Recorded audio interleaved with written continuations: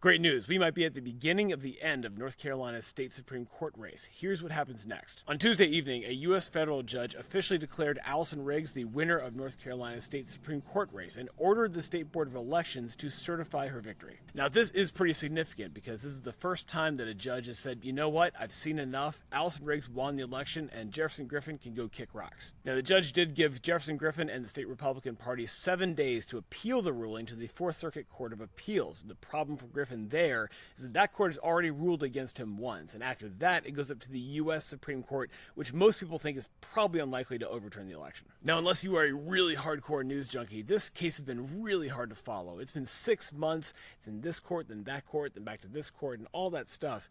And fundamentally, nothing has changed. Allison Riggs won the election exactly as they said she did, and everything since then has been a legal circus. The problem here is that the damage has been done. What Jefferson Griffin and the state Republican Party have shown is that from now on, they will not accept the results of elections anymore. They will litigate any election, especially a close one, with complete nonsense. One reason why we haven't gone into a lot of detail about Jefferson Griffin's legal arguments is that they are preposterous. They are nonsensical.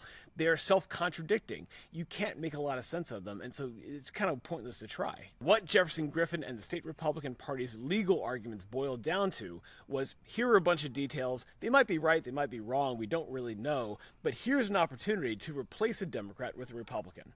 And what they demonstrated is that there are a lot of judges on our state Court of Appeals and a majority of justices on our state Supreme Court who are willing to take that offer. Seriously, the lawyers over there should be disbarred. The Republican majority on the North Carolina Supreme Court absolutely threw the rule of law out the window with this case, and that's a step you really can't take back. Now, if you're looking for silver linings here, there are a few. Allison Riggs did win her election, and she will take her seat. This case is not over. They probably will appeal it to the appeals court, maybe even the U.S. Supreme Court. They're probably going to lose there. Allison Riggs is going to be a justice. The other silver lining is that this case has reminded voters that judicial elections really do matter. You have to vote all the way down the ballot, and not everyone on that ballot cares about your vote and cares about the rule of law.